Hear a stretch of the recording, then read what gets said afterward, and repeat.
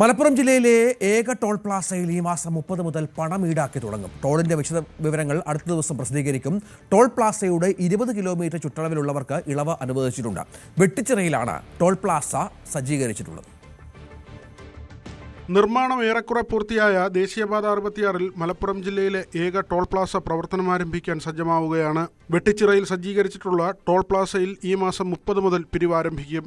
Toll തുക സംബന്ധിച്ച വിശദവിവരങ്ങൾ അടുത്ത ദിവസം തന്നെ പ്രസിദ്ധീകരിക്കുമെന്ന് ദേശീയപാത അധികൃതർ അറിയിച്ചിട്ടുണ്ട്. ടോൾ പ്ലാസയ്ക്ക് 20 കിലോമീറ്റർ പരിധിക്കുള്ളിലെ സ്വകാര്യ വാഹനങ്ങൾക്ക് ഇളവ് നൽകും. എത്ര തവണ വേണമെങ്കിലും യാത്ര ചെയ്യാവുന്ന പാസിന് ഒരു മാസത്തേക്ക് 340 രൂപയാകും നിരക്കെന്നാണ് സൂചന. ഈ തുകയും 30-ാം തീയതിക്കകം തീരുമാനിക്കും. ഇത്തരം യാത്രക്കാർ ആധാർ കാർഡുമായി ടോൾ പ്ലാസയിലെത്തിയാൽ പാസ് നൽകും.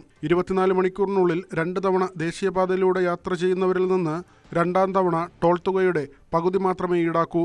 Car, jeep, van, light motor വാഹനങ്ങൾ എന്നിവയ്ക്ക് ഒരു ഭാഗത്തേക്ക് 130 രൂപയാകും നിരക്ക്.